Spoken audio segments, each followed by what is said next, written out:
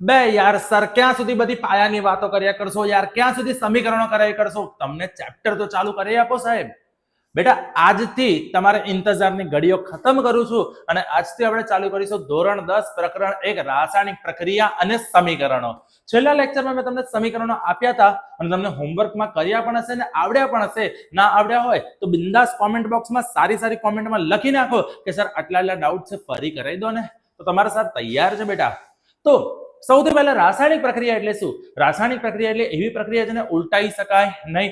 રાસાયણિક પ્રક્રિયા એટલે એવી પ્રક્રિયા કે જે પ્રક્રિયા થવાથી પદાર્થની આખી અવસ્થા ભૌતિક અવસ્થાની સાથે તાપમાન, ગંધ, રંગ અથવા સ્વાદ બદલાતો હોય, નવા વાયુ ઉત્પન્ન થતા હોય, જેમ કે દૂધનું ફાટવું, તિજોરીને કાટ લાગવું, આ બધું રાસાયણિક પ્રક્રિયા છે. રાસાયણિક પ્રક્રિયાના અલગ અલગ પ્રકાર છે, જેમાંથી આજે આપણે ભણીશું સંયોગીકરણ પ્રક્રિયા. સંયોગીકરણ પ્રક્રિયા સમજતા પહેલા યાદ કરીએ તો આપણે સૌથી પહેલા એવું ભણ્યા હતા કે ડાબી તરફ આપણે પ્રક્રિયક લખીશું, જેની વચ્ચે પ્રક્રિયા થાય એને પ્રક્રિયકો કહેવાય અને જે બને એને નિપજ કહેવાય. અને આપણે એવું પણ કીધેલું કે એકથી વધારે પ્રક્રિયક હોય તો વચ્ચે સરવાળાની નિશાની મૂકો, એકથી વધારે નિપજ હોય તો વચ્ચે સરવાળાની નિશાની મૂકો અને આ રીતે સમીકરણ લખતા હતા. તો હવે આપણે વાત કરીશું સંયોગીકરણ પ્રક્રિયા. સંયોગીકરણ પ્રક્રિયા એટલે એવી પ્રક્રિયા કે જે રાસાયણિક પ્રક્રિયામાં બે કે બે થી વધારે પ્રક્રિયક ભેગા થાય. શું કહું છું? ધ્યાનથી સાંભળો. બે કે બે થી વધારે પ્રક્રિયક ભેગા થાય, એક અને માત્ર એક જ નિપજ બને તે રાસાયણિક પ્રક્રિયાને સંયોગીકરણ પ્રક્રિયા કહેવાય. ફરીવાર, બે કે બે થી વધારે, બે કે બે થી વધારે, બે કે બે થી વધારે પ્રક્રિયક ભેગા થઈ એક અને માત્ર એક જ નિપજ બને, એક અને માત્ર એક જ, ઓનલી વન એન્ડ ઓનલી નિપજ બને તે રાસાયણિક પ્રક્રિયાને સંયોગીકરણ કહેવાય. ઉદાહરણ: સેવ, મમરા, ડુંગળી, ટામેટા, ચટણી, કોથમીર, મસાલો બધું જ નાખો, છેલ્લે બને શું? ભેળ. તો એ પણ એક પ્રકારની સંયોગીકરણ પ્રક્રિયા કહેવાય ને. હા, એને રાસાયણિક ના કહેવાય પણ સંયોગીકરણ તો કહેવાય ને. તો એવી રીતે જે રાસાયણિક પ્રક્રિયામાં બે કે તેથી વધુ પ્રક્રિયક ભેગા થઈ પ્રક્રિયા કરી એક અને માત્ર એક જ નિપજ બનાવે તેવી રાસાયણિક પ્રક્રિયાને સંયોગીકરણ પ્રક્રિયા કહેવાય. બોર્ડમાં કઈ રીતે પૂછાય સંયોગીકરણ પ્રક્રિયા એટલે શું? ઉદાહરણ આપી સમજો. 2 માર્કમાં પૂછાય. સીધી પહેલા વ્યાખ્યા લખવાની કે બે ઇન્વર્ટેડ કોમા કરો, લખો બે કે બે થી વધુ પ્રક્રિયા કરી એક અને માત્ર એક જ નિપજ બનાવે તેવી રાસાયણિક પ્રક્રિયાને સંયોગીકરણ પ્રક્રિયા કહેવાય છે. તમે આવી રીતે લખવું તો લખી શકો છો, કોઈ જ વાંધો નથી. પણ ઉદાહરણ તરીકે સૌથી પહેલું ઉદાહરણ છે કળી ચૂનાનું ફોડવું. કળી ચૂનાને કેલ્શિયમ ઓક્સાઇડ કહેવાય. કળી ચૂનાને શું કહેવાય બેટા? Calcium oxide. કઈ અવસ્થામાં છે? ઘન અવસ્થામાં. યાદ કરો, પ્રક્રિયાનો ક્રમ સમજાવી લો, પ્રક્રિયાની અવસ્થા સમજાવી, સોલિડ, લિક્વિડ, ગેસ અને એક્વા. જે ઘન અવસ્થામાં એને સોલિડ કહેવાય, પ્રવાહી એને લિક્વિડ કહેવાય, વાયુ હોય અને ગેસ કહેવાય, અને કોઈ વસ્તુ પ્રવાહીમાં દ્રાવ્ય છે, પાણીમાં દ્રાવ્ય છે તો એક્વા કહેવાય. તો સૌથી પહેલા કળી ચૂનો લીધો, કેલ્શિયમ ઓક્સાઇડ, અને પાણીમાં ઓગાળ્યો H2O લિક્વિડ. પાણી છે લિક્વિડ છે, બરફ હોત તો સોલિડ હોત, વરાળ હોત તો વાયુ હોત, પણ પાણી છે H2O. તો કેલ્શિયમ ઓક્સાઇડ પાણી સાથે પ્રક્રિયા કરીને બને છે કેલ્શિયમ હાઇડ્રોક્સાઇડ. શું બનાવે છે? Calcium hydroxide. તમને 100% માંથી નામ પૂછાય કે કળી ચૂનાનું નામ ખાલી જગ્યા છે કેલ્શિયમ ઓક્સાઇડ. કળી ચૂનાનું રાસાયણિક સૂત્ર ખાલી જગ્યા છે CaO. ક્વિક લાઇમ CaO ઇંગ્લિશમાં અને ક્વિક લાઇમ પણ કહેવાય છે. જ્યારે એમાં પાણી નાખવામાં આવે છે તો એમાંથી બને છે કેલ્શિયમ હાઇડ્રોક્સાઇડ. શું બને છે બાળકો? Calcium hydroxide. કેલ્શિયમ હાઇડ્રોક્સાઇડને ચૂનો ફોડેલો કહેવાય. એટલે જ્યારે કળી ચૂનાને પલાળીએ છીએ ત્યારે ચૂનો ફૂટે છે, એને ફોડેલો ચૂનો કહેવાય. ફોડેલા ચૂનાને ઇંગ્લિશમાં લાઇમ વોટર કહેવાય છે, ગુજરાતીમાં ચૂનાનું નીતર્યું પાણી કહેવાય છે. આના પર એક MCQ કન્ફર્મ પૂછાશે અને મેં કીધું પૂછાશે એટલે પૂછાશે જ. અને બાળકો, ફોડેલો ચૂનો કેલ્શિયમ હાઇડ્રોક્સાઇડ અને જલીય દ્રાવણ અવસ્થામાં છે એટલે એક્વા લખ્યું છે, અને સાથે ઉષ્મા છૂટી પડશે. આ ઉષ્મા છૂટી પડશે એના વિશે ચર્ચા થોડી વાર પછી કરીએ છીએ, પણ અહીંયા આગળ તમે એક વસ્તુ જુઓ. એક પ્રક્રિયા કેલ્શિયમ ઓક્સાઇડ, બીજું પ્રક્રિયા પાણી, બંને ભેગા થયું બન્યું કેલ્શિયમ હાઇડ્રોક્સાઇડ. તો તમે એ વસ્તુ માર્ક કરો, બે પ્રક્રિયા ભેગા થઈ એક અને માત્ર એક જ નિપજ બનાવ્યું તો એને કહેવાય સંયોગીકરણ પ્રક્રિયા. શું કહીએ છીએ બાળકો? સંયોગીકરણ પ્રક્રિયા. બીજા કેટલાક ઉદાહરણ લઈએ સંયોગીકરણ પ્રક્રિયાની. તો કાર્બન કોલસાનું સળગવું પણ સંયોગીકરણ પ્રક્રિયા છે. એમાં તમે શું કરો છો? કાર્બન લો છો, કોલસો ઘન અવસ્થામાં હવાની હાજરીમાં દહન કરો છો. જ્યારે કોઈ પણ વસ્તુનું હવાની હાજરીમાં દહન થાય એટલે O2 ગેસ લખો, અને જ્યારે તમે એને સળગાવો છો ત્યારે બને છે કાર્બન ડાયોક્સાઇડ, ઉષ્મા અને પ્રકાશ. કેટલા પ્રક્રિયા છે બાળકો? બે. નિપજ કેટલી બની? એક અને માત્ર એક જ. એટલે આને કહેવાય સંયોગીકરણ. શું કહીશું બાળકો? સંયોગીકરણ. સિમિલરલી પાણી બનવું છે હાઇડ્રોજન વાયુની ઓક્સિજન વાયુ સાથેની પ્રક્રિયાથી પાણી બને છે, ભૂવા બને છે, વોટર બને છે, જલ બને છે. તો અહીંયા જુઓ પ્રક્રિયાઓ કેટલા છે? 2. નિપજ કેટલી બને છે? 1 અને માત્ર 1 જ. બોલો, ખબર પડી? એવી રીતે ત્રીજી પ્રક્રિયા છે મેગ્નેશિયમ રિબનને હવામાં સળગાવતા મેગ્નેશિયમ ઓક્સાઇડ બને છે. હવે હું તો હંમેશા એવું કહું કે જે સર તમને વિજ્ઞાન ભણાવતા હોય, પણ જો તમને વિજ્ઞાન બોરિંગ લાગે ને તો સમજી લેવાનું એ સર બરાબર નથી ભણાવતા. કારણ કે વિજ્ઞાન ક્યારેય બોરિંગ ના હોઈ શકે. એમાં પણ એઆઈ ના જમાનામાં વિડીયો સાથે ક્યારેય ના હોઈ શકે. અને છતાં પણ તમારા અંકિત સર તો એઆઈ ના વિડીયોથી પણ +1 છે. કારણ કે મેં તમને પહેલા જ દિવસે પ્રોમિસ કરી હતી કે હું દરેક પ્રયોગ જેટલા મેક્સિમમ પોસિબલ બનશે પ્રયોગ અહીંયા કરીને બતાવીશ. તો હવેની પ્રયોગ છે મેગ્નેશિયમનું રિબનને હવામાં સળગાવવું. અને મેગ્નેશિયમ રિબનને હવામાં સળગાવવા માટે આપણે આપણા એક્સપર્ટ દીપ સરને બોલાવીશું. એમએસસી વિથ કેમિસ્ટ્રી છે, જે આપણને મેગ્નેશિયમ રિબનને સળગાવીને બતાવશે. દીપ સર પ્લીઝ આવો. કેમ છો વિદ્યાર્થી મિત્રો? વિજ્ઞાનમાં તમે ભણી જ ગયા બધા બેઝિક્સ, અને આજે આપણે જોઈશું કે મેગ્નેશિયમના રિબનને સળગાવતા એમાંથી શું થાય છે, શું પ્રક્રિયા થાય છે, એ આજે આપણે લાઈવ લેક્ચરની અંદર પ્રેક્ટિકલ સાથે જોઈશું. સર માઈક લગાવી દો, અવાજ ચોખ્ખો આવવો જોઈએ આપણો. તો મેગ્નેશિયમની રિબન ખરેખર જોવા જઈએ મેગ્નેશિયમ ધાતુ છે, ધાતુ ઘન અવસ્થામાં હોય અને મેગ્નેશિયમની રિબન એ સફેદ કલરની રિબન છે. સર રિબન બતાવજો છોકરાઓને. બાળક મિત્રો, આ છે આપણી મેગ્નેશિયમની રિબન. તમે એને જોઈ શકો છો કે આપણે આ મેગ્નેશિયમ રિબનને હાથથી કાપીને પણ અલગ કરી શકીએ છીએ. લાવો સર, તમે રિબનનો કલર જોઈ શકો છો સર. અરે બાળકો, કે રિબનનો કલર થોડોક સફેદ ચમકતા જેવો કલર છે, પણ એની ઉપર મેગ્નેશિયમ ઓક્સાઇડનું પડ ચડેલું હોય. જેમ ચામાં ચા ખુલ્લી હોય તો મલાઈ લાગી જાય ને, એ રીતે મેગ્નેશિયમની રિબન, મેગ્નેશિયમ અતિ સક્રિય ધાતુ છે અને અતિ સક્રિય ધાતુ હોવાથી એની ઉપર ઓક્સાઇડનું પડ ચડી ગયું છે. તો હવે સૌથી પહેલા પ્રયોગ કરતા પહેલા મેગ્નેશિયમ ઓક્સાઇડની રિબનની ઉપરથી ઓક્સિજનનું લેયર કાઢવું પડશે. જેમ ચા પીતા પહેલા મલાઈ કાઢીએ છીએ, અને મેગ્નેશિયમ ઓક્સાઇડની રિબન કાઢવા માટે કાચ પેપરથી આપણે સાફ કરીએ છીએ. જેમ કે આ ચૂનાવાળન આપણે જોયું હશે સર કે ચૂનાવાળન મળે ને, યસ. તો આ ચૂનાવાળન ત્યાં જે મળે છે એનાથી આપણે કાચ પેપરથી મેગ્નેશિયમ રિબનને બરાબર સાફ કરી દઈશું. સર આગળ બતાવો.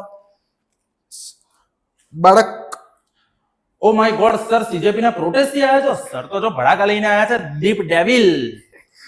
બાળક મિત્રો, આપણો જે સ્પિરિટ લેમ્પ, આપણે મેગ્નેશિયમની રિબનને સળગાવવાની છે માટે આપણે સ્પિરિટ લેમ્પનો ઉપયોગ કરીશું. રસાયણ વિજ્ઞાનની અંદર ક્યાંય પણ કોઈ વસ્તુ બેટા તમારે બંધ કરવાની હોય, સળગાવવાની હોય, તો તમારે કમ્પલસરી સ્પિરિટ લેમ્પનો જ ઉપયોગ કરવો પડે છે.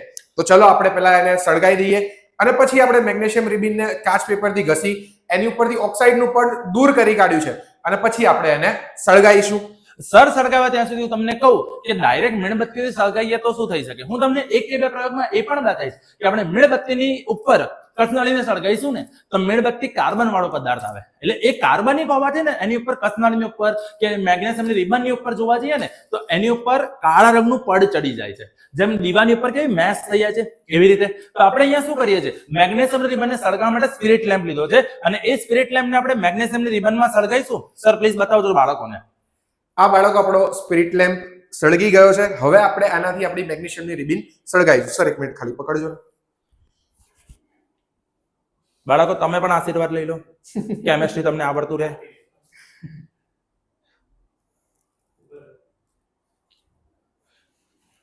સર લાઈટ બંધ કરજો. કેવું સર? મેગ્નેશિયમની રિબનને સળગાઈએ છે તો તમે જોઈ શકો છો જગારા મારતી સફેદ જ્યોતથી સળગી ઉઠે છે. મેગ્નેશિયમની રિબન જ્યારે પણ સળગે ત્યારે જગારા મારતી સફેદ જ્યોત હોય, અને એમાં પણ આપણે આંખોને ગોગલ્સ પહેરવા પડે ને ત્યારે આંખો અંજાઈ જાય. અહીંયા સ્તરે મેગ્નેશિયમની રિબન સળગે તો ઓક્સિજનની હાજરીમાં સળગી અને એમાંથી મેગ્નેશિયમ ઓક્સાઇડની રાખ ભેગી થાય છે. Happy birthday. અને બાળકો, આપણે આ રાખ કોઈ કાગળમાં કે કોઈ બીજા સાધન ઉપર નહીં, રસાયણ વિજ્ઞાનની અંદર વોચ ગ્લાસ હોય છે. વોચ ગ્લાસ એટલે આ તમે જોઈ શકો છો કાચનો નાના ટુકડા જેવું હોય છે, કાચની નાની વાડકી જેવું હોય છે, એની અંદર આપણે એને કલેક્ટ કરતા હોઈએ છીએ. હવે આ મેગ્નેશિયમ ઓક્સાઇડનો સ્વભાવ પણ જાણી લઈએ, કારણ કે બીજા ચેપ્ટરમાં કામ લાગશે. તો મેગ્નેશિયમ ઓક્સાઇડ જે બન્યું એ મેગ્નેશિયમ ઓક્સાઇડને આપણે પાણી સાથે મિક્સ કરીશું. એટલે મેગ્નેશિયમ ઓક્સાઇડ આપણને રાખ મળી. તમે જોઈ શકો છો કે રાખ એક ઘન અવસ્થામાં છે. રાખ એ ઘન અવસ્થામાં છે અને એમાં આપણે પાણી નાખીએ છીએ. એટલે કે આપણે પાણીમાં જ્યારે કોઈ પણ વસ્તુનું સોલ્યુશન બનાવીશું તો એ બની જશે એક્વા સોલ્યુશન. એટલે કે MgOH twice એક્વા. એટલે આપણે એક્વા લખીએ છીએ. જેમ કે સર અત્યારે રાખમાં પાણી મિક્સ કરીને એનું MgOH ટ્વાઇસ બનાવે છે. આ બેટા આપણી જે મેગ્નેશિયમની રાખ હતી એની અંદર હવે આપણે થોડુંક પાણી મિક્સ કરીશું. લાવ સર. અને પીવાનું જ પાણી છે, જોઈ લો.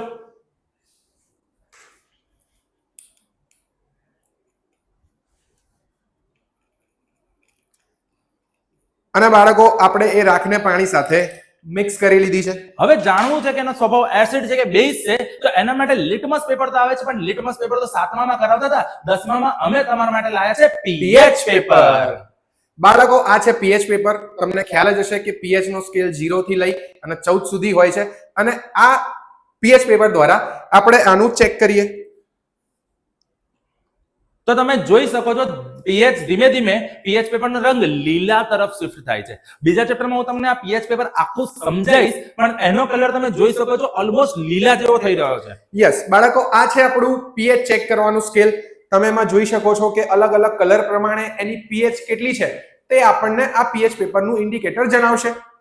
તો બેટા લગભગ આનો લીલો કલર અને થોડો થોડો જાંબલી કલર થઈ ગયો છે, એટલે તમે ઇઝીલી ચેક કરી શકો છો કે આનું પીએચ 9 થી લઈ અને 11 સુધી લગભગ પહોંચી ગયું છે. અને બેટા જ્યારે પણ પીએચ 7 થી વધે એટલે આપણને ખબર છે એ દ્રાવણ કેવું હોય, બેઝિક હશે.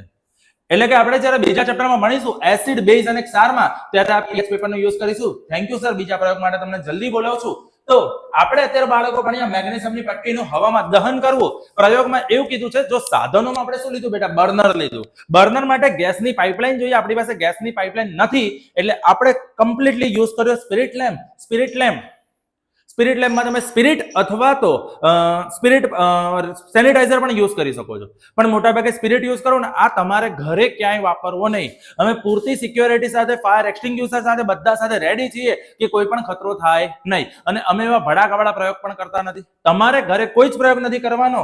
AI થી વિડીયો સમજાવે તો સમજી લેવાનો, બાકી હું તો પ્રેક્ટિકલી શીખવાડવા તૈયાર જ છું. તો જ્યારે મેગ્નેશિયમની રિબનને બર્નરની જ્યોત પર સળગાઈ તો તમે જોયું કેવી જ્યોત મળી, સફેદ ઝગારા મારતી જ્યોત. જાણે વેલ્ડિંગ થતો હોય ને આંખો કેવી અંજાઈ જાય છે, એવી સફેદ ઝગારા મારતી જ્યોત આપણને જોવા મળે છે. તો લગભગ 2 સેન્ટીમીટર લાંબી કાચ પેપરથી ઘસેલી શુદ્ધ મેગ્નેશિયમની પટ્ટી લો, તેને ચીપિયાથી પકડીને સ્પિરિટ લેમ્પ કે બર્નરની જ્યોતમાં ગરમ કરો અને રાખ આકૃતિમાં દર્શાવ્યા મુજબ વોચ ગ્લાસમાં એક્ટિવ કરો. તમને દીપ સરે બતાવ્યું કે વોચ ગ્લાસ કેવો હોય. અને એમાં આપણે જ્યારે રાખને જોયું તો રાખ શું હતી, મેગ્નેશિયમ ઓક્સાઇડ. રાખ શું હતી, મેગ્નેશિયમ ઓક્સાઇડ. હવે પ્રક્રિયા સમજીએ તો મેગ્નેશિયમ, તમે જોયું હશે કે મેગ્નેશિયમની જે રિંગ હતી એ ઘન અવસ્થામાં છે. મેગ્નેશિયમ રિબન કઈ દેખાય છે, ઘન અવસ્થા. ઘન અવસ્થા એટલા માટે મેં નીચે શું લખ્યું છે બાળકો, સોલિડ. આજુબાજુની હવામાં ઓક્સિજન છે. ઓક્સિજન કઈ અવસ્થામાં છે, વાયુ. જોઈ લો તો ઓક્સિજન વાયુ અવસ્થામાં છે ને. વાયુથી જ લંગ્સમાં ગયો, ફેફડામાં ગયો, ફેફસામાં ગયો. તો ઓક્સિજન વાયુ અવસ્થામાં છે અને તમે એને ગરમ કરો. જ્યારે પણ ગરમ કરો એટલે તમે પ્રક્રિયામાં એરોની ઉપર ત્રિકોણ નિશાની કરશો. કઈ નિશાની કરશો, ત્રિકોણ નિશાની. દબાણની અવસ્થા, આપણે ઉદ્દીપકો, ગરમ કરવું, આ બધી નિશાની તમે એરોની ઉપર લખશો. અને એમાંથી બન્યું મેગ્નેશિયમ ઓક્સાઇડ. શું બને છે, મેગ્નેશિયમ ઓક્સાઇડ. અને એ પણ જોઈ લો, મેગ્નેશિયમ એટલે Mg2+, ઓક્સાઇડ એટલે O2-. અહીંયા બે બંને સરખા હોય તો જતા રહો ચાકડીમાં. એટલે કે મેગ્નેશિયમ ઓક્સાઇડ બન્યો MgO. આ મેગ્નેશિયમ ઓક્સાઇડનો સ્વભાવ ચેક કરવો હતો, એટલે મેગ્નેશિયમ ઓક્સાઇડને આપણે પાણીમાં નાખ્યું તો બન્યું મેગ્નેશિયમ હાઇડ્રોક્સાઇડ. એમાં હાઇડ્રોક્સાઇડ છે એટલે બેઝ હતો. અને બેઝ માટે આપણે હમણાં જ જોયું કે સરે પીએચ પેપર લીધું અને એ પીએચ પેપરમાં આપણને રંગ લીલા જાંબલી જેવો રંગ મળ્યો. અને એ પીએચ પેપરનો રંગ જ આપણને બતાવે છે કે આ લગભગ બેઝ છે. તમે જોઈ શકો છો, બરાબર છે. અને એ પીએચ પેપરના ઇન્ડિકેશન આવી રીતે આપેલા જ હોય છે, તમે જોઈ શકો છો એ પણ બાળકો, બરાબર છે. અને આમાં ઘણી બધી વાર મેગ્નેશિયમ નાઇટ્રાઇડ પણ બને છે. એનું કારણ છે હવામાં નાઇટ્રોજન પણ છે. આપણને એ પણ ખબર છે હવામાં 21% ઓક્સિજન છે તો 78% નાઇટ્રોજન છે. અને એ નાઇટ્રોજન સાથે પ્રક્રિયા કરશે તો Mg ની સંયોજકતા 2, નાઇટ્રોજનની 3, જતા રહો ચોકડીમાં. એટલે મેગ્નેશિયમ Mg3N2 આ બને મેગ્નેશિયમ નાઇટ્રાઇડ. શું બનશે, મેગ્નેશિયમ નાઇટ્રાઇડ. એટલે ઘણી વખત આ પણ બનતી હોય છે, પણ આપણી ચોપડીમાં આનો કોઈ ઉલ્લેખ કરેલો નથી. આપણા માટે મેઇન આ છે. બોલો, સમજણ પડી બાળકો? ડન. તો હવે આપણે આગળ વધીશું. આગળ છે કળી ચૂનાનું પાણીમાં મિશ્રણ કરવું. કળી ચૂનો કેલ્શિયમ ઓક્સાઇડ. કળી ચૂનો ક્યાં મળે, કોઈ પણ કલરની દુકાને જાઓ, કલરની દુકાને જઈને એમને કહો ભાઈ કળી ચૂનો આપો ને ચૂનાનો પાવડર આપો ને, તો એ વસ્તુ કળી ચૂનાનો ઉપયોગ કરી શકાય કે ત્યાં આગળ કળી ચૂનાને આપણે પલાળીએ છીએ? તો આ જે કળી ચૂનો છે એ કળી ચૂનાને આપણે કેવી રીતે પલાળીશું? તો સમજો પહેલાના જમાનામાં જ્યારે લોકો ઘરે દિવાલ પર કે ધાબે કલર કરતા હતા એ ખાલી ચૂનાનો કલર હતો. પહેલા આપણી જેમ આટલા મસ્ત એશિયન પેઇન્ટ, રોયલ એવા બધા પેઇન્ટ નહોતા. તો એ વખતે શું કરતા હતા, મોટું લોખંડનું પીપળું રાખે લોકો. એ પીપળામાં કળી ચૂનાની થેલી લાવે, ચૂનો લાવે.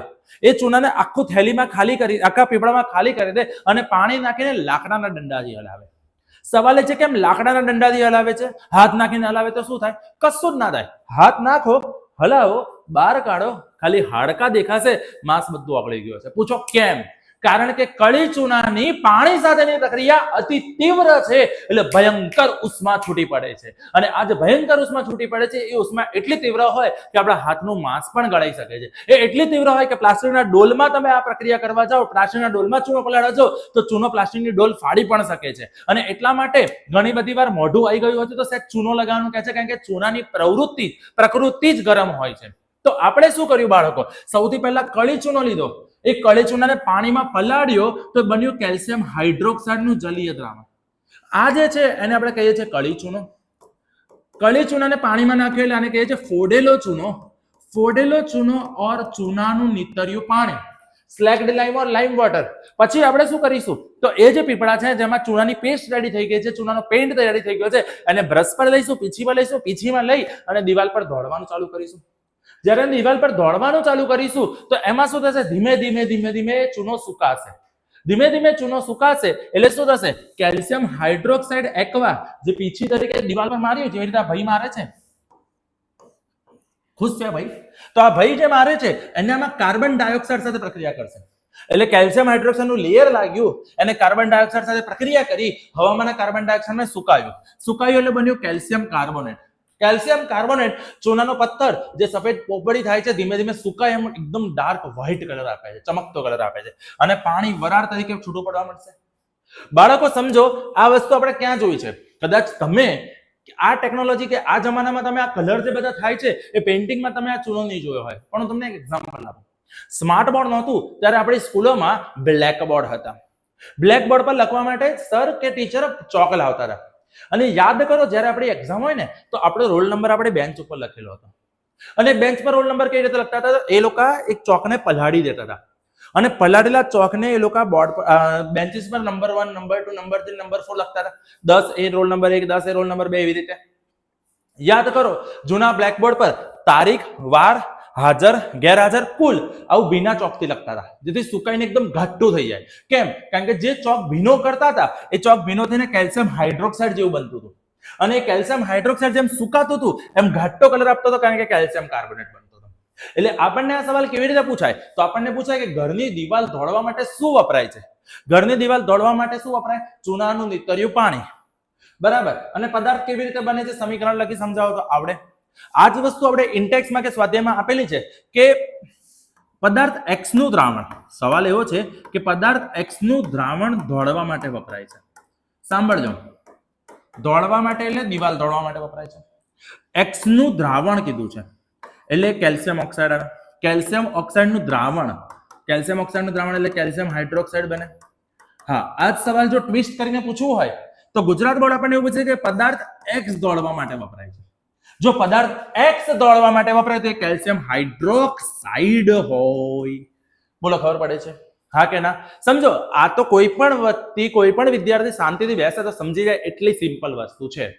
બરાબર છે. અને એને પછી શું કર્યું? દોડ્યું એટલે એને હવામાંના કાર્બન ડાયોક્સાઇડ સાથે પ્રક્રિયા કરી, અને કાર્બન ડાયોક્સાઇડ સાથે પ્રક્રિયા કરીને કેલ્શિયમ કાર્બોનેટ બનાવે છે, જે સુકાશે, સોલિડ બનશે અને આપણને દેખાતું હોય છે. બોલો, આટલું ખબર પડી ગઈ? ડન. તો હવે આગળ વધીએ. આગળ છે ઉષ્માક્ષેપક રાસાયણિક પ્રક્રિયા. મેં તમને હમણાં જ કીધું કે જો તમે એ ચૂનાની ડોલમાં હાથ નાખ્યો હોત તો હાથમાં ખાલી હાડકું બહાર આવ્યું હોત, બાકી માંસ બધું ઓગળી ગયું હોત. સેમ વસ્તુ. તો કેટલીક રાસાયણિક પ્રક્રિયાઓ એવી છે કે જેમની પ્રક્રિયા થવા પછી ભયંકર પ્રમાણમાં ઉષ્મા છૂટી પડે છે. ભયંકર પ્રમાણમાં ઉષ્મા છૂટી પડે છે, અને જે રાસાયણિક પ્રક્રિયાના અંતે ઉષ્મા છૂટી પડે તેવી રાસાયણિક પ્રક્રિયાને ઉષ્માક્ષેપક કહેવાય છે. જે રાસાયણિક પ્રક્રિયામાં નિપજના નિર્માણની સાથે નિપજ સાથે ઉષ્મા મુક્ત થતી હોય, જેમાં ઉષ્મા મુક્ત થાય, છૂટી પડે અને ઉષ્માક્ષેપક કહેવાય. અને યાદ રાખવાનું, ઉષ્માક્ષેપક પ્રક્રિયામાં હંમેશા પાત્ર ગરમ થાય. હંમેશા પાત્ર કેવું થાય? ગરમ. કારણ કે જે રાસાયણિક પ્રક્રિયા, સમજો, રાસાયણિક પ્રક્રિયા થઈ એ પહેલા પદાર્થોના બંધ હતા. એ પદાર્થોના બંધ તૂટે, બંધ શું થાય? તૂટે. અને બંધ તૂટે એટલે એમાંથી ઉર્જા છૂટી પડે ઉષ્મા તરીકે અને એ પાત્રને ગરમ કરે. એટલે જ્યારે પણ ઉષ્માક્ષેપક પ્રક્રિયા થાય ત્યારે પાત્ર ગરમ થાય. પાત્ર શું થાય? ગરમ. નરમ ગરમ, ગરમ નરમ. તો ઉષ્માક્ષેપક પ્રક્રિયાના કેટલાક ઉદાહરણ, જેમ કે કુદરતી વાયુ. કુદરતી વાયુને બીજી ભાષામાં મીથેન કહેવાય. મિથેન એટલે CH4. મિથેન એટલે CH4. મિથેનને સળગાવ્યું હવામાં. હવામાં સળગાવ્યું એટલે મેં તમને કીધું કે ઓક્સિજન લખવાનો, કારણ કે હવામાં શું છે? ઓક્સિજન. તો મિથેન CH4 પ્લસ 2O2. કેટલા ઓક્સિજન છે? 2O2. એ ટોટલ 4 ઓક્સિજન છે. 1 2 3 4. બોલો, દેખાય છે? આ 2O2 ને મેં છૂટે છૂટા અહીંયા લખ્યા છે 4 ઓક્સિજન તરીકે. આ પહેલો ઓક્સિજન, બીજો ઓક્સિજન, ત્રીજો ઓક્સિજન, ચોથો ઓક્સિજન. એમાંથી પહેલા નંબરનો ઓક્સિજન આની સાથે જોડાયો, પહેલો H2O બન્યો. બીજા બે હાઇડ્રોજન છૂટા પડ્યા, ત્રીજા નંબરના ઓક્સિજન સાથે ગયા તો આપણે 2 H2O બન્યા. એ પાણીના બે અણુ છૂટા પડ્યા. વચ્ચે કાર્બન એકલો પડ્યો. તો આ જે કાર્બન છે એ આ બંને ઓક્સિજન સાથે જોડાશે અને બનાવશે CO2. શું બનાવશે? CO2. એટલે આ રીતે ફરીવાર આ બંને હાઇડ્રોજન એક પાણી બનાવ્યું, આ બંને હાઇડ્રોજન બે પાણી બને એટલે પાણીના બે અણુ છૂટા પડે. પાણીના બે અણુ છૂટા પડે. બીજું, વચ્ચેનો જે કાર્બન છે એ કાર્બન ઓક્સિજન સાથે જોડાઈને CO2 બનાવશે. શું બનાવશે બાળકો? CO2, carbon dioxide. બીજી વસ્તુનું ધ્યાન રાખવાનું, જે વસ્તુ કેપિટલ લખવાની કેપિટલમાં હોવી જોઈએ, જે વસ્તુ સ્મોલ લખવાની સ્મોલમાં હોવી જોઈએ. જ્યારે આપણે કળીચૂનો કેલ્શિયમ ઓક્સાઇડ લખીએ તો આવી રીતે જ હોવું જોઈએ. યાદ કરો, ઇંગ્લિશમાં આપણે 3 લીટીની નોટ વાપરતા હતા. કેપિટલ સ્મોલ નું ધ્યાન રાખવાનું. તમે આ જ વસ્તુ CaO લખી નાખો, ના ચાલે યાર. તમે ધ્યાન રાખીને CaO લખી નાખો, ના ચાલે યાર. તમે CaO લખી નાખો, ના ચાલે યાર. સિમ્પલ વસ્તુ કહું તમને, સમજો. આ છે કાર્બન મોનોક્સાઇડ, આ છે કાર્બન મોનોક્સાઇડ, કારણ કે બંને કેપિટલ છે. પણ આ જ વસ્તુ જ્યારે એક ભૂલથી સ્મોલ થઈ ગયું તો કોબાલ્ટ થઈ ગયું. આખો તત્વ બદલાઈ ગયો, આખો અર્થ બદલાઈ ગયો, આખો અનર્થ થઈ ગયો. એટલે કેપિટલ અને સ્મોલ નું ખાસ ધ્યાન રાખજો બાળકો, જ્યારે પણ લખો ત્યારે. એટલે અહીંયા કેપિટલ C, કેપિટલ H4 છે. તમે આ રીતે CH4 લખો, ના ચાલે, ખોટું પડશે 100%. તો CH4 plus 2O2 gives CO2 plus 2H2O. બોલો, ખબર પડે? પાક્કું? શ્યોર? હવે આગળ વધીએ તો બીજી ઉષ્માક્ષેપક પ્રક્રિયા છે વનસ્પતિનું કોલસાનું દહન. કોલસો જ્યારે સળગે છે ત્યારે ઉષ્મા ઉત્પન્ન થાય છે અને એનો ઉપયોગ આપણે ક્યાં કરીએ છીએ? તો કોલસાને સળગાવીએ છીએ, તાપણા કરીએ છીએ. શિયાળો આવે છે ત્યારે કોલસો સળગાય છે અને એને ઉષ્માથી આપણે હાથ શેકતા હોઈએ છીએ. ઇવન આપણે બાર્બેક્યુ ખાધા છે, મસ્ત પનીર ગરમ ગરમ કરીને શેકીને બાર્બેક્યુ ખાધા છે, એ કોલસાની ઉષ્માથી જ કરીએ છીએ. અરે ઉત્તરાયણમાં આપણે જામફળ ને ટામેટા ને બધું ગરમ કરીને મસ્ત શેકીને ખાઈએ છીએ, એ પણ કોલસાની ઉષ્મા છે. મતલબ કે જ્યારે પણ કોલસાનું દહન થાય છે ત્યારે ઓક્સિજન સાથે પ્રક્રિયા કરી કાર્બન ડાયોક્સાઇડ બનાવે છે, તેનો ધુમાડો હોય છે, જેને આપણે આમ કરીને ખસેડવો પડે છે. પણ એની જે ઉષ્મા છે એનાથી તો બાર્બેક્યુ શેકાય છે ને યાર. અને કોલસાની જ ઉષ્માથી ઘણી બધી વસ્તુ ચાલતી હોય છે. તો કુદરતી વાયુનું દહન ગણીએ, કોલસાનું ગણીએ, તો એ બંનેમાં ઉષ્મા છૂટી પડે છે. તો જે રાસાયણિક પ્રક્રિયાના અંતે ઉષ્મા છૂટી પડે, જે રાસાયણિક પ્રક્રિયાના અંતે ઉષ્મા છૂટી પડે એને કહેવાય ઉષ્માક્ષેપક. સમજો, વનસ્પતિ દ્રવ્ય એટલે વનસ્પતિનો જે કચરો હોય, જેમ કે ઘરે દૂધી બનાયા, ટામેટા બનાયા, તો એ દૂધી, ટામેટા, ડુંગળી, બટેકા બધાના છોડા ભેગા કરો. એ બધાના છોડા, વનસ્પતિના પાંદડા, વનસ્પતિની ડાળીઓ બધું ભેગું કરો અને ખાડામાં દાટો. એ ખાડામાં દાટો, એક જ જગ્યાએ દાટો, ધીમે ધીમે સડે છે. તમે એક વસ્તુ માર્ક કરજો, સડ્યા પછી એમાં તાપમાન વધે છે. કારણ કે જ્યારે કોઈ પણ વસ્તુ સડે એટલે વસ્તુ ગરમ થાય. કારણ કે સડે એટલે લોજિકલી થાય શું કે સમજો કે આ દૂધીની છાલ છે, દૂધીની છાલના અંદરના અણુઓ છૂટા પડ્યા, તો અણુઓ જે ઉર્જાથી જોડાયેલા હતા એ ઉર્જા પાછી છૂટી પડશે ને તૂટી જશે. એટલે જ્યારે પણ વનસ્પતિ દ્રવ્યનું વિઘટન થાય અને ખાતર બને તે પણ ઉષ્માક્ષેપક પ્રક્રિયા છે. તે પણ કઈ પ્રક્રિયા છે? ઉષ્માક્ષેપક. આ સિવાય ચોથી પ્રક્રિયા શ્વસન. શ્વસન પણ ઉષ્માક્ષેપક પ્રક્રિયા કહેવાય છે. કેમ શ્વસનને ઉષ્માક્ષેપક પ્રક્રિયા કહીએ છીએ? બેટા સમજો, આપણે શ્વાસ કેમ લઈએ છીએ? જીવવા માટે ના કહેતા બેટા, એ તો મારું નાનું બાળક પણ કહી દે કે જીવવા માટે શ્વાસ લઈએ છીએ. 10મા ધોરણમાં વિજ્ઞાનમાં ભણી લેજો, શ્વાસ ગ્લુકોઝને તોડીને ઉર્જા માટે લઈએ છીએ. બેટા સમજો, આપણને ઉર્જાની જરૂર કેમ પડે? આપણે રોજ કેટલા કામ કરીએ છીએ? ગણાવું તમને. હરીએ છીએ, ફરીએ છીએ, રમીએ છીએ, કૂદીએ છીએ, દોડીએ છીએ, લખીએ છીએ, ખાઈએ છીએ, પીએ છીએ, વાંચીએ છીએ, ઊંઘીએ છીએ, ઢગલો કામ કરીએ છીએ યાર. અને આટલા બધા કામ કરવા માટે આપણા શરીરને ઉર્જા જોઈશે, શક્તિ જોઈશે, તાકાત જોઈશે. અને આ તાકાત આપણને મળશે ક્યાંથી? એટીપી માંથી. શેમાંથી મળશે? એટીપી. યાદ કરો પૂરું નામ, એડિનોસાઇન ટ્રાઇફોસ્ફેટ. અને એ એટીપી આપણને ઉર્જા આપીએ છીએ, જેથી આપણે રોજ અલગ અલગ પ્રકારના કામો કરતા હોઈએ છે, જેનાથી આપણે ચાલી શકીએ છીએ, આટલું બોલી શકીએ છીએ. એટીપી છે. તો એટીપી આવે છે ક્યાંથી? આપણા શરીરમાંથી, ખાવામાંથી. કારણ કે જ્યારે આપણે ખોરાક ખાઈએ છીએ, ખોરાક એ ખરેખર આપણું બળતણ છે. ખોરાક શું છે? આપણું બળતણ. 8મા ધોરણમાં આવતું હતું. અને ખોરાકમાંથી આપણે બન્યું છેલ્લે glucose, that is C6H12O6, glucose. અને આ ગ્લુકોઝના અણુને તોડવા માટે ઓક્સિજનની જરૂર પડે. આ ગ્લુકોઝના અણુને તોડવા માટે આપણને ઓક્સિજનની જરૂર પડે. જેમ કે જ્યારે આપણે શ્વાસ લઈએ છીએ, તો શ્વાસમાં જે ઓક્સિજન અંદર આવે છે, એ ઓક્સિજન આપણા શરીરમાં આવીને ગ્લુકોઝના અણુને તોડે છે. અને ગ્લુકોઝના અણુને તોડે છે, ગ્લુકોઝના અણુને તોડે છે, એમાંથી પછી એટીપી બને છે. ટૂંકમાં શ્વસન પ્રક્રિયાના અંતે ઉર્જા છૂટી પડતી હોવાથી શ્વસનને પણ ઉષ્માક્ષેપક કહીએ છીએ. જો આ વસ્તુ કારણમાં પૂછાય છે કે શા માટે શ્વસન એ ઉષ્માક્ષેપક પ્રક્રિયા છે, સમજાવો. તો જીવન જીવવા માટે જરૂરી ઉર્જા જે આપણે ખોરાક ખાઈએ છીએ તેમાંથી આપણને મળે છે. અને આ દરમિયાન, પાચન દરમિયાન ખોરાક વધુ સરળ પદાર્થોમાં વિભાજિત થાય છે. જેમ કે ભાત, બટાકા, બ્રેડમાં કાર્બોદિત હોય છે, કાર્બોદિતમાં ગ્લુકોઝ બને છે, અને ગ્લુકોઝ આપણા શરીરના કોષમાં ઓક્સિજન સાથે સંયોજને ઉર્જા પૂરી પાડે છે. એટલે શ્વસનના અંતે શું છૂટું પડ્યું? ઉર્જા. આ પ્રક્રિયાને શ્વસન કહેવાય છે. શ્વસનનું રાસાયણિક સમીકરણ પૂછાય, બરાબર. બહુ પૂછ્યા પ્રકાશ સંશ્લેષણ, કે આ વખતે પૂછે શ્વસન.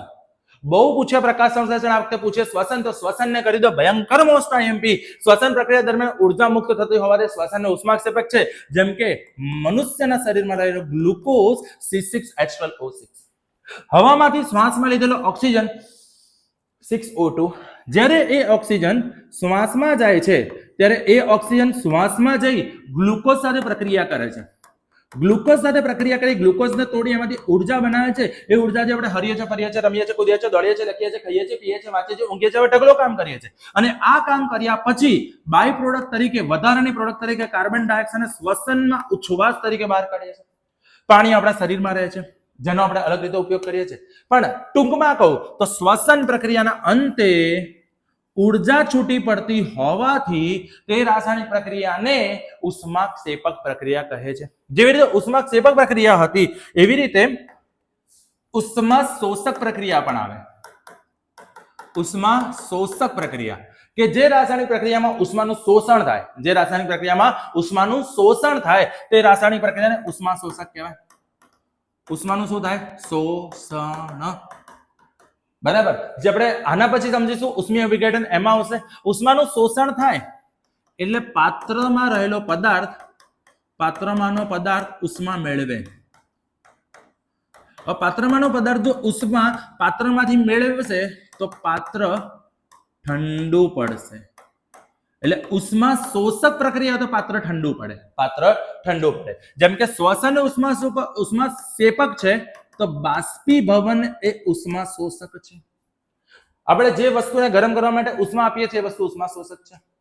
ચલો, તો આટલું વસ્તુ આજે ક્લિયર થઈ ગઈ. ફરીવાર આટલું રિવિઝન કરી દઈએ. તો સૌથી પહેલા આપણે શું સમજ્યા કે સૌથી પહેલા સંયોગીકરણ પ્રક્રિયા કોને કહે છે? તો જે રાસાયણિક પ્રક્રિયામાં એકથી વધારે પ્રક્રિયક ભેગા થઈ એક અને માત્ર એક નિપજ બનાવે. જે રાસાયણિક પ્રક્રિયામાં બે કે બે થી વધુ, બોલો બે કે બે થી વધુ, બોલો બે કે બે થી વધુ, ફરી બોલો બે કે બે થી વધુ પ્રક્રિયકો ભેગા થઈ એક અને માત્ર એક, ફરી બોલો એક અને માત્ર એક, કેટલા? એક અને માત્ર એક નિપજ બનાવે, તે રાસાયણિક પ્રક્રિયાને સંયોગીકરણ કહે છે. ફરીવાર, જે રાસાયણિક પ્રક્રિયામાં, બોલો, જે રાસાયણિક પ્રક્રિયામાં, ફરી બોલો, જે રાસાયણિક પ્રક્રિયામાં શું બોલવાનું? બે કે બે થી વધુ, બોલો બે કે બે થી વધુ, બોલો બે કે બે થી વધુ પ્રક્રિયક ભેગા થઈ, પ્રક્રિયક ભેગા થઈ એક અને માત્ર એક, કેટલા? એક અને માત્ર એક, કેટલા? એક અને માત્ર એક નિપજ બનાવે તેવી રાસાયણિક પ્રક્રિયાને આપણે શું કહીશું? સંયોગીકરણ પ્રક્રિયા. સંયોગીકરણ પ્રક્રિયાનું ઉદાહરણ કીધા હોય તો મેગ્નેશિયમનું રિબનનું સળગાવવું, પાણી બનવું, કોલસાનું દહન, ઇવન કેલ્શિયમ ઓક્સાઇડ કળી ચૂર્ણનું પાણી સાથેની પ્રક્રિયા, એને પણ આપણે સંયોગીકરણમાં ગણીએ છીએ. એટલે આ બે માર્ક તો આપણે રોકડા કરીને ગજવામાં મૂકી દીધા છે ને. હવે આગળ જુઓ બાળકો, તો મેગ્નેશિયમની પટ્ટીનું હવામાં દહન સમજી ગયા આપણે. ચલો, તો એના પછી કેલ્શિયમ ઓક્સાઇડનું કળી ચૂર્ણ સાથેની પ્રક્રિયા, જે ઉષ્માક્ષેપક છે. જે કેવી છે ઉષ્માક્ષેપક. તો બીજી પ્રક્રિયા આપણે એ સમજ્યા કે ઉષ્માક્ષેપક પ્રક્રિયા કોને કહેવાય? જે રાસાયણિક પ્રક્રિયામાં, બોલો, જે રાસાયણિક પ્રક્રિયામાં નિપજની સાથે ઉર્જા છૂટી પડે. કઈ ઉર્જા? ઉષ્મા છૂટી પડે. શું છૂટું પડે? ઉષ્મા. તો જે રાસાયણિક પ્રક્રિયામાં નિપજની સાથે ઉષ્મા મુક્ત થાય તે રાસાયણિક પ્રક્રિયાને ઉષ્માક્ષેપક પ્રક્રિયા કહેવાય. કઈ કહેવાય? ઉષ્માક્ષેપક. જેમ કે કુદરતી વાયુનું દહન, કોલસાનું દહન, વિઘટન. વિઘટન એટલે કોઈ પણ વસ્તુ સડે.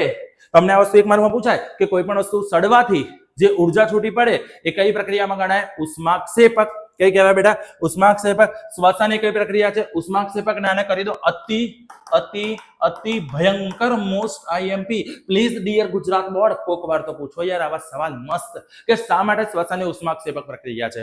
બોલો, આવડે આટલી વસ્તુ? રાઈટ. અને પછી આપણે ઉષ્મા શોષક પણ સમજ્યા. ચલો, તો આજના લેક્ચરમાં પહેલા આટલું જોઈ અને આટલાનું તો રિવિઝન કરી દો. વિઘટન પ્રક્રિયા એટલે એવી પ્રક્રિયા કે જેમાં એક પ્રક્રિયકમાંથી બે કે બે થી વધારે નિપજ બને તેવી રાસાયણિક પ્રક્રિયાને, એક જ પ્રક્રિયકમાંથી બે કે તેથી વધારે નિપજ બને તેવી રાસાયણિક પ્રક્રિયાને આપણે વિઘટન પ્રક્રિયા કહે છે.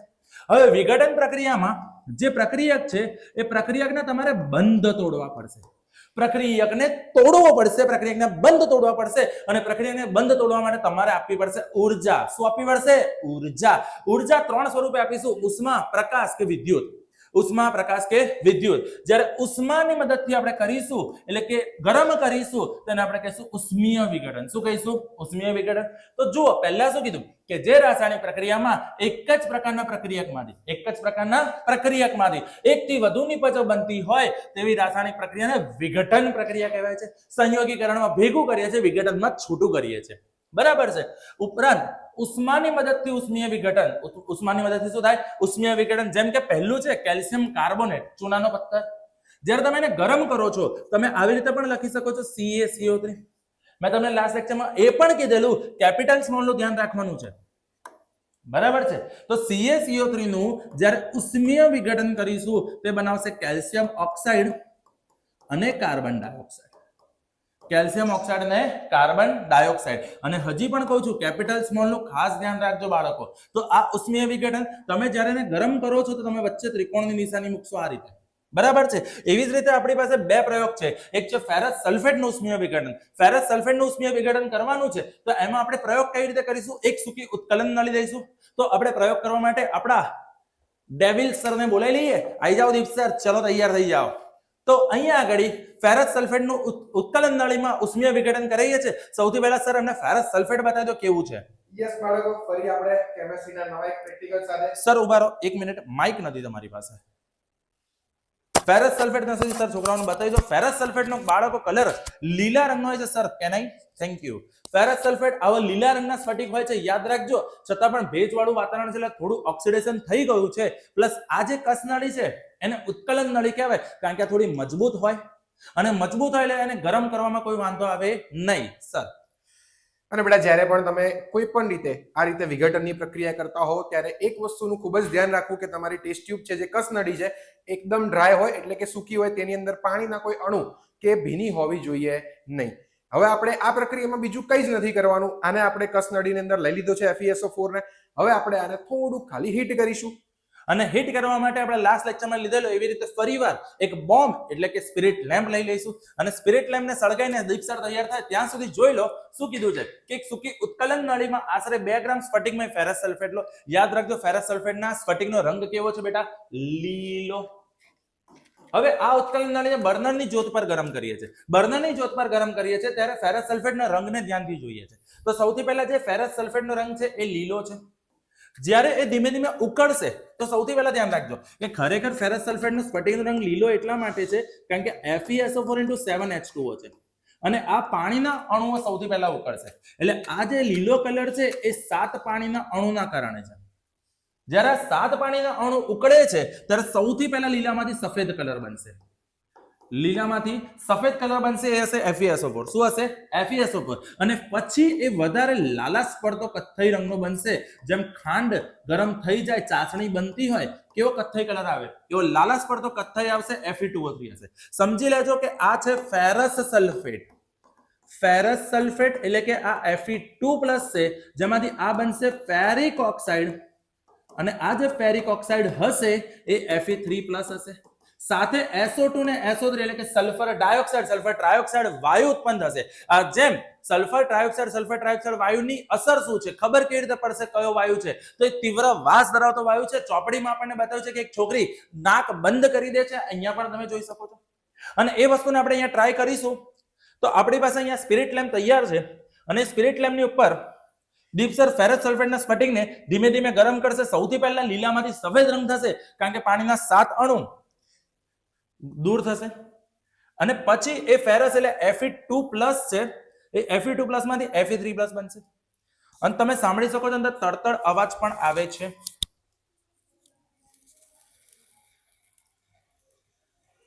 અને બાળકો આની અંદર ખાસ ધ્યાન રાખવાનું હોય કે જ્યારે તમે ટેસ્ટ ટ્યુબ ગરમ કરી રહ્યા છો ત્યારે હાથથી એને ના પકડવી. ટેસ્ટ ટ્યુબ હોલ્ડર આઈધર ચીપિયાથી એને પકડવી અને તમારી આંખની સામે કોઈ પણ જાતની કસનળીનું ઓપનિંગ હોવું જોઈએ નહીં. અને તમે જોઈ શકો છો કે આમાં સૌથી પહેલા પાણીના અણુઓ દેખાઈ રહ્યા છે અને ઉપર તમને એક વાયુ બહાર નીકળતો દેખાય છે અને આ વાયુ તીવ્ર વાસ ધરાવે છે એટલે કે સલ્ફર ડાયોક્સાઇડ સલ્ફર ટ્રાયોક્સાઇડ સડેલા ફળ જેવી વાસ, સડેલા ઈંડા જેવી વાસ આપે છે.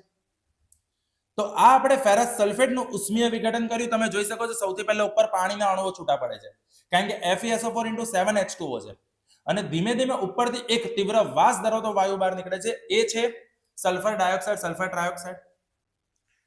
બેટા તમે આ કસનળીની આખા ઉપરના ભાગે તમે ક્લિયરલી જોઈ શકો છો કે પાણીના અણુઓ ભેગા થઈ ગયા છે. હવે આપણે બીજો પ્રયોગ કરીશું. બીજો પ્રયોગ છે લેડ નાઇટ્રેટનું ઉષ્મીય વિઘટન. અને લેડ નાઇટ્રેટનું ઉષ્મીય વિઘટન માટે આપણે સ્પિરિટ લેમ્પ તો ચાલે જ રાખીશું અને સ્પિરિટ લેમ્પમાં લેડ નાઇટ્રેટ એટલે કે સફેદ રંગના સ્ફટિકો છે જે દીપ સર આપણને બતાવશે. દીપ સર પ્લીઝ. તમે જોઈ શકો છો લેડ નાઇટ્રેટ PbNO3 ટ્વાઇસ સફેદ રંગના સ્ફટિકો છે. હવે આ જે સ્ફટિકો છે એ ધીમે ધીમે ગરમ થશે લેડ નાઇટ્રેટ તૂટશે અને એમાંથી લેડ ઓક્સાઇડ બનશે. સાથે નાઇટ્રોજન ડાયોક્સાઇડ વાયુ છૂટો પડશે. નાઇટ્રોજન ડાયોક્સાઇડ વાયુ છૂટો પડશે અને આ જે નાઇટ્રોજન ડાયોક્સાઇડ વાયુ છે બેટા કથ્થઈ રંગનો વાયુ છે.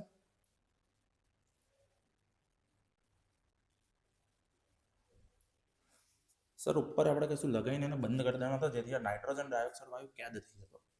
કાગળ લગાવી દઈએ સર. તમે તડતડ અવાજ પણ સાંભળી શકો છો.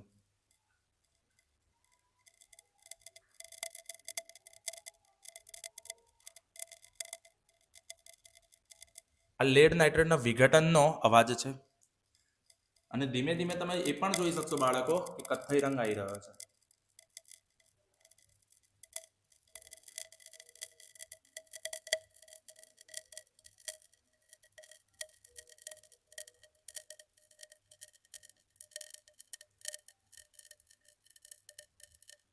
નાના બાળકો તારામંડળ સળગાવે, અમે તો આવું બધું સળગાઈએ છીએ. જુઓ બાળકો, આ ટેસ્ટ ટ્યુબની અંદર તમે ક્લિયરલી કથ્થઈ રંગનો વાયુ જોઈ શકો છો અને આ જે કથ્થઈ રંગનો વાયુ છે નાઇટ્રોજન ડાયોક્સાઇડ છે. એટલે નાઇટ્રોજન ડાયોક્સાઇડ યાદ રાખજો કથ્થઈ રંગનો વાયુ છે. હેપી બર્થડે ગાઈ લઈએ. Happy birthday. તો હવે આ બંને પ્રક્રિયાઓ હું તમને ડિટેલમાં સમજાવું છું. ચલો ધ્યાનથી જોઈ લો. તો આપણે જે છેલ્લી પ્રક્રિયા કરી એ છેલ્લી પ્રક્રિયામાં Fe2+ માંથી Fe3+ બનશે કારણ કે ઉષ્મા આપીશું તો એમાંથી ફેરસ છૂટો પડ્યો, સલ્ફર છૂટો પડ્યો, સલ્ફરમાંથી સલ્ફર ડાયોક્સાઇડ સલ્ફર ટ્રાયોક્સાઇડ વાયુ નીકળે છે જે તીવ્ર વાસ ધરાવતા વાયુઓ છે. હજી પણ મને થોડી ગંદી સ્મેલ તો આવી જ રહી છે પણ તમારા માટે આ બધું સહન કરી લઈશું અમે. તો આ Fe2O3 બનશે ફેરિક ઓક્સાઇડ. ફેરિક ઓક્સાઇડ બનશે Fe3+ સાથે સલ્ફર ડાયોક્સાઇડ સલ્ફર ટ્રાયોક્સાઇડ વાયુ છૂટો પડશે જે તીવ્ર વાસ ધરાવતો વાયુ છે. ચલો આ સમજી ગયા હોઈએ તો આપણે આગળના વિઘટનમાં જઈએ. તમે એક વસ્તુ એ પણ જોઈ શકો છો કે અહીંયા એક જ પ્રક્રિયક હતો અને 2 કે તેથી વધારે નિપજ મળે છે. હવે આગળની પ્રક્રિયાઓ જોઈએ તો લેડ નાઇટ્રેટને આપણે ગરમ કરી. લેડ નાઇટ્રેટને ગરમ કરી 2PbNO3 ટ્વાઇસ. જ્યારે લેડ નાઇટ્રેટને ગરમ કર્યું તો પહેલા લેડ ઓક્સાઇડ બન્યું. લેડ ઓક્સાઇડની સાથે નાઇટ્રોજન ડાયોક્સાઇડ વાયુ બન્યું જે કથ્થઈ રંગના ધુમાડા આપે છે જે હમણાં અમે તમને પ્રયોગમાં બતાવ્યું. અને એવું પણ પૂછાઈ શકે કે લેડ નાઇટ્રેટના ઉષ્મીય વિઘટનથી જે કથ્થઈ રંગના વાયુ બને છે એનો સહગુણક ખાલી જગ્યા છે. તમને સહગુણક પૂછાઈ શકે 4. આ સમીકરણ બેલેન્સ કરવા કરતા યાદ રાખવું વધારે સરળ પડશે. અને સાથે ઓક્સિજન વાયુ છૂટો પડે છે. એ પણ માર્ક કરો બેટા કેટલા પ્રક્રિયક છે? એક જ પ્રક્રિયક છે. અને એમાં નિપજ કેટલી બની? 1 2 3. એટલે કે જે રાસાયણિક પ્રક્રિયામાં એક પ્રક્રિયક તૂટે, 2 કે 2 થી વધારે નિપજ બને તેવી રાસાયણિક પ્રક્રિયાને આપણે વિઘટન પ્રક્રિયા કહીએ છીએ. જ્યારે એ વિઘટન પ્રક્રિયા ઉષ્માની મદદથી થાય છે તો એને આપણે ઉષ્મીય વિઘટન કહીએ છીએ. ઉષ્મીય વિઘટનના 3 ઉદાહરણ યાદ રાખજો. 3 ઉદાહરણમાં ત્રિકોણ કરવાનું ભૂલતા નહીં. હવે આગળ વધીએ એ પહેલા 3 સમીકરણ તમે સમજી લીધા છે. તો હવે આપણે સમજીશું વિદ્યુત વિભાજન. હવે આપણે શું સમજીશું? વિદ્યુત વિભાજન. પહેલા આટલું એકવાર રિવાઇઝ કરી લો.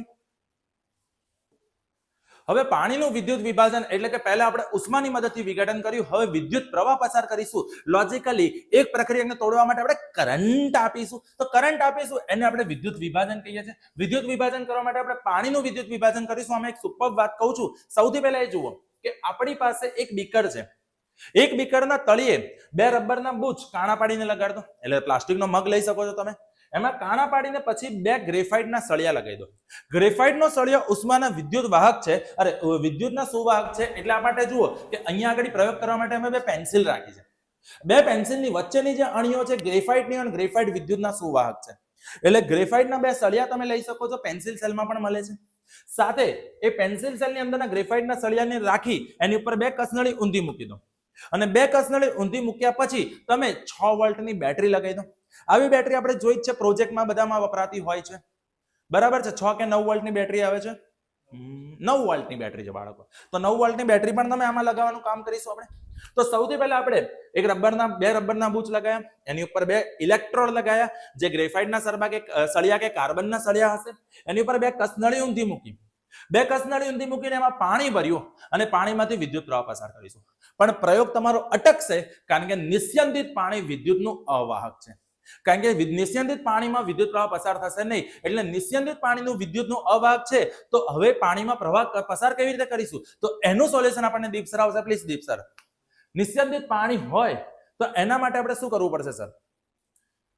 પાણીમાં વિદ્યુત પ્રવાહ પસાર કરવા માટે ચલો બાળકો, આપણે આમાં લઈ લીધું નિસ્યંદન પાણી અને થોડુંક આપણે એની અંદર ઉમેરી દીધું છે હાઇડ્રોક્લોરિક એસિડ. એટલે એસિડ ઉમેરીશું તો વિદ્યુતનો સુવાહક બનશે. કોઈ પણ પ્રકારની અશુદ્ધિ ઉમેરી શકો, મીઠું ઉમેરી શકો, એસિડ ઉમેરી શકો. તમારી ચંપલ સાફ ના કરતા બહુ ગંદી હોય. ચલો સર, તો આ છે ચોખ્ખું પાણી, પીવાનું પાણી. આજે નહીં પીવું કારણ કે અંદર એસિડ મિક્સ છે. હા, હવે આપણે ઓલરેડી અંદર એસિડ થોડું નાખેલું છે અને અહીંયા આગળ 2 સળિયા લીધા છે. 2 સળિયાની જગ્યાએ અમે દેશી ઇલાજ કર્યો છે. 2 પેન્સિલ લીધી છે. પેન્સિલ ઉપર અને નીચેથી છોલી નાખી છે એટલે જેથી બંને છેડેથી પ્રવાહ પસાર થઈ શકે. એને આપણે પાણીની અંદર મૂકીશું અને એની ઉપર બેટરીનો એક ધન છેડો અને એક ઋણ છેડો લગાવીશું. તો આપણે છેડા આ રીતે અંદર ડૂબે એ રીતે રાખેલા છે, જોઈ શકો છો તમે. અને બેટા એક આ ધન છેડો અને એક ઋણ છેડો આપણે બંને ઉપર નીચે કનેક્ટ કરીશું. તમે તરત જોઈ શકો છો, તમને બંને પેન્સિલની અણીઓ પાસે પરપોટા જોવા મળશે. બરાબર. અને આ જે પરપોટા તમને દેખાઈ રહ્યા છે એ પરપોટામાં એક પરપોટા ફટાફટ બને છે. જેમ કે નટરાજની પેન્સિલ છે લાલ કલરની, તો ફટાફટ પરપોટા છૂટા પડે છે. અને અપ્સરાની બીજી પેન્સિલ છે તો ધીમે ધીમે પરપોટા છૂટા પડે છે. કેમ? કારણ કે એક છેડો ધનથી જોડેલો છે અને એક છેડો ઋણથી જોડેલો છે. તો હવે હું પ્રેક્ટિકલી સમજાવું છું. અહીંયા આગળ બંને જે વાયુઓ છૂટા પડતા હતા, જે પરપોટા તમને મળતા હતા બાળકો, એ ઓક્સિજન અને હાઇડ્રોજનના હતા. થેન્ક યુ દીપ સર, તમારો ખૂબ ખૂબ આભાર બાળકો માટે. તો હવે આપણે શું કર્યું? તો આમાં પાણીનું વિદ્યુત વિભાજન કર્યું. પાણીનું વિદ્યુત વિભાજન કર્યું એટલે આપણે નાખ્યું પાણી. પાણીમાંથી જ્યારે વિદ્યુત પ્રવાહ પસાર કરીએ છીએ, પાણીમાંથી જ્યારે વિદ્યુત પ્રવાહ પસાર કરીએ છીએ ત્યારે એમાંથી હાઇડ્રોજન ગેસ અને ઓક્સિજન ગેસ એટલે કે હાઇડ્રોજન વાયુ અને ઓક્સિજન વાયુ છૂટા પડે છે. ચલો પહેલા વિઘટનની વાત કરું. કેટલા પ્રક્રિયક છે? એક જ. કેટલા નિપજ મળ્યા? 2. એટલે આ વિઘટન થયું. આ શું થયું?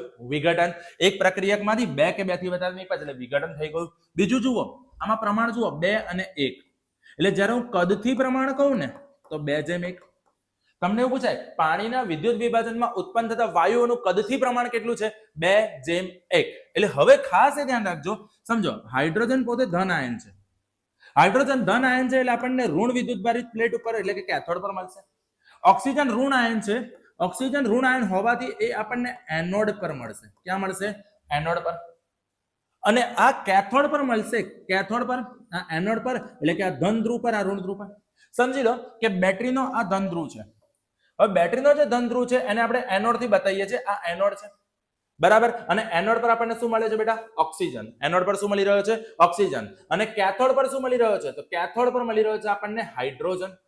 કેથોડ પર શું મળે છે આપણને? હાઇડ્રોજન. હવે એ પણ જુઓ, ઓક્સિજનનું પ્રમાણ જે બતાવ્યું છે, ધ્યાનથી સમજો બાળકો, જે ઓક્સિજનનું પ્રમાણ બતાવ્યું છે એ ઓક્સિજનના પ્રમાણ કરતા હાઇડ્રોજનનું પ્રમાણ આપણે ડબલ બતાવવાનું. હાઇડ્રોજનનું પ્રમાણ કેવું બતાવવાનું? ડબલ. મતલબ કે ચોપડીની જ્યારે તમે આકૃતિ જોશો તો તમને એ પણ ખબર પડશે કે આમાં આ વસ્તુનું ખાસ ધ્યાન રાખવાનું. જો પાણીના વિદ્યુત વિભાજનની તમને આકૃતિ પૂછાય છે, જો પાણીના વિદ્યુત વિભાજનનો પ્રયોગ પૂછાય છે, અને મારા માટે તો એ ભયંકર મોસ્ટ ટાઈમની કેટેગરીનો સવાલ છે, મને તો એવું લાગે કે આ સવાલ પૂછવો જ જોઈએ. તો પાણીના વિદ્યુત વિભાજનમાં એ વસ્તુનું ખાસ ધ્યાન રાખવાનું કે જ્યારે પાણીનું વિદ્યુત વિભાજન થાય તો હાઇડ્રોજનનું પ્રમાણ ઓક્સિજન કરતા કદથી બમણું હોય. કદથી કેટલું હોય? બમણું. એટલે આપણે જોયું હતું કે નટરાજની પેન્સિલમાં જે પરપોટા બનતા હતા ફટાફટ બનતા હતા, કારણ કે ડબલ બનતા હતા, અને ઓક્સિજનના પરપોટા ધીમે ધીમે ધીમે બનતા હતા. એટલે જ્યારે અહીંયા એવું વિચારો કે અહીંયા x પ્રમાણ, અહીંયા 2x બનશે તો અહીંયા x જેટલું પ્રમાણ બનશે. એટલે વોલ્યુમ એટલે કે કદથી જોવા જઈએ, ફરીવાર કદથી જોવા જઈએ તો હાઇડ્રોજન કેથોડ પર હશે જે બમણો હશે, કેથોડ પર હાઇડ્રોજન હશે જે બમણો હશે, અને એનોડ પર ઓક્સિજન હશે. એનોડ પર કોણ હશે? ઓક્સિજન. AO. શું યાદ રાખો? AO. Anode oxygen. Anode oxygen. Anode પર આપણને ઓક્સિજન મળશે જે અડધો પ્રમાણમાં હશે.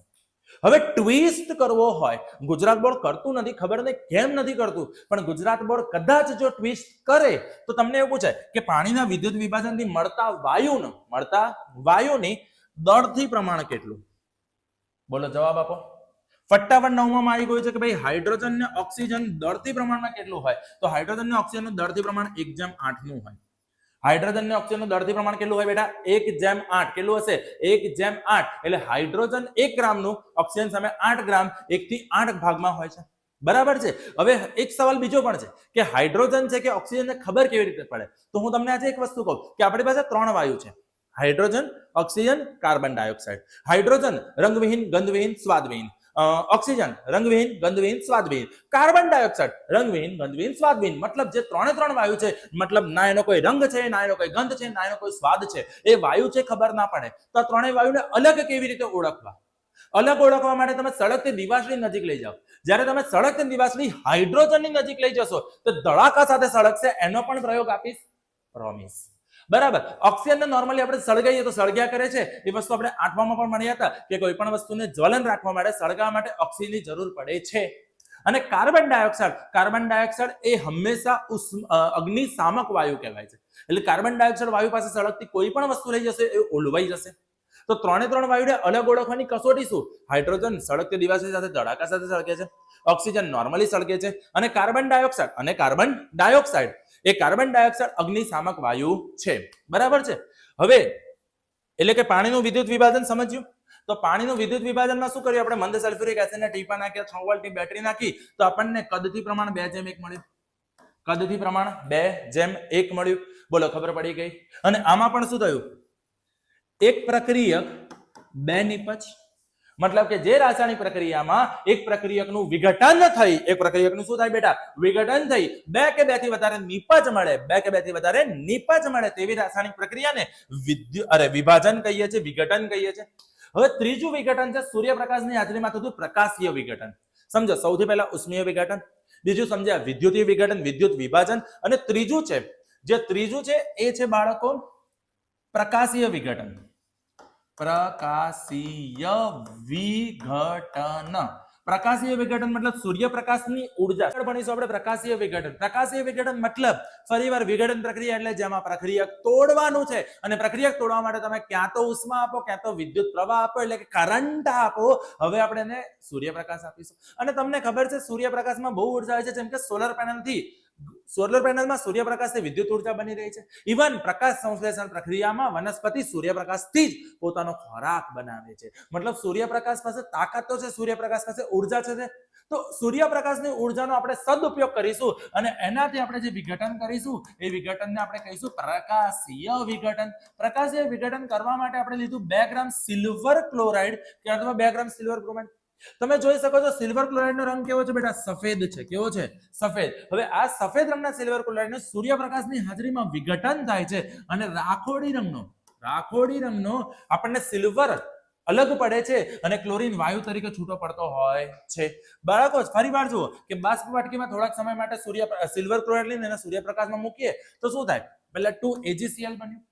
2AgCl સિલ્વર ક્લોરાઇડ સફેદ રંગનો પાવડર છે અને સફેદ રંગનો પાવડર છે એટલે સોલિડ લખ્યું. સૂર્યપ્રકાશની હાજરીમાં પ્રકાશીય વિઘટન થયું, સિલ્વર સોલિડ તરીકે રાખોડી પાવડર તરીકે છૂટો પડ્યો અને ક્લોરીન વાયુ તરીકે રિલીઝ થાય છે એટલે Cl2 ગેસ લખ્યું આપણે. સેમ વસ્તુ સિલ્વર બ્રોમાઇડ સફેદ રંગનો પાવડર છે એટલે અહીંયા સફેદ અને સોલિડ લખ્યું. એમાં સૂર્યપ્રકાશની હાજરીમાં સિલ્વરમાં સોલિડ મળ્યું એટલે કે પાવડર રાખોડી રંગનો છૂટો પડે છે અને બ્રોમિન વાયુ તરીકે બેટા છૂટો પડી જશે. બોલો આ ખબર પડી ગઈ? તો અહીંયા તમે જુઓ પ્રક્રિયા કેટલા છે? એક જ. પ્રક્રિયા કેટલા છે? એક જ. નિપજ કેટલી છે? બે નિપજ બને છે. તો જે રાસાયણિક પ્રક્રિયામાં એક પ્રક્રિયકનું વિઘટન થઈ બે કે બે થી વધારે નિપજ મળે તેવી રાસાયણિક પ્રક્રિયાને વિઘટન પ્રક્રિયા કહે છે. સિલ્વર ક્લોરાઇડ સિલ્વર બ્રોમાઇડ એક ખાસ સવાલ કહું છું. રંગ તો યાદ રાખજો, સફેદ અને રાખોડી સાથે આનો ઉપયોગ બહુ જ કામનો બોર્ડનો વન ઓફ ધ ફેવરિટ સવાલ છે. સિલ્વર ક્લોરાઇડ સિલ્વર બ્રોમાઇડનો ઉપયોગ ક્યાં થાય છે? સિલ્વર ક્લોરાઇડ સિલ્વર બ્રોમાઇડનો ઉપયોગ શ્યામ શ્વેત ફોટોગ્રાફીમાં શ્યામ શ્વેત ફોટોગ્રાફી એટલે બ્લેક એન્ડ વ્હાઇટ ફોટોગ્રાફીમાં થાય છે. ક્યાં થાય છે બાળકો? બ્લેક એન્ડ વ્હાઇટ ફોટોગ્રાફીમાં એનો ઉપયોગ થાય છે. બ્લેક એન્ડ વ્હાઇટ ફોટોગ્રાફી પહેલાના જમાનામાં આપણી જેમ ડિજિટલ કેમેરા નહોતા, તો પહેલાના જમાનામાં એક કેમેરાનો રોલ આવતો હતો જેને નેગેટિવ કહેતા હતા. જ્યારે એનો ફોટો પડતા હતા તો નેગેટિવ પર કિરણો આવતા હતા. એ નેગેટિવ પર આવતા કિરણો સૂર્યપ્રકાશની જેમ વિઘટન કરી નાખતા હતા અને પછી નેગેટિવ ધોવા જાય એટલે ફોટો પ્રિન્ટ થઈને આવતો હતો, જે આપણા બા દાદાના જમાનામાં ચાલતા હતા. હવે આવી ઘણી બધી રીલ મેં મારી ઇન્સ્ટાગ્રામ હેન્ડલ પર પણ મૂકી છે, તો તમને એમાં પણ મળી જશે, જરા જોઈ લેજો. દસમાના કામની બહુ બધી રીલો છે, તો એમાં મેં સમજાવ્યું છે કે શ્યામ શ્વેત ફોટોગ્રાફીમાં કેવી રીતે ઉપયોગ થાય છે. આ સિવાય આ તો ખાસ યાદ રાખજો, સિલ્વર ક્લોરાઇડ સિલ્વર બ્રોમાઇડનો ઉપયોગ ક્યાં થાય છે? શ્યામ શ્વેત ફોટોગ્રાફીમાં. આ સિવાય સિલ્વર ક્લોરાઇડ સિલ્વર બ્રોમાઇડના રિલેટેડ એક સવાલ એવું પૂછાય કે શા માટે કેટલીક દવાઓને કથ્થઈ રંગની બોટલમાં ભરવામાં આવે છે? તો કથ્થઈ રંગમાં ભરવાનું કારણ એ છે કે સૂર્યપ્રકાશની હાજરીમાં જે કથ્થઈ રંગની બોટલમાં દવા છે એ દવાનું વિઘટન ના થાય, પ્રકાશીય વિઘટન ના થાય, રાસાયણિક પ્રક્રિયા ના થાય, તે માટે દવાને કથ્થઈ રંગની બોટલમાં ભરવામાં આવે છે.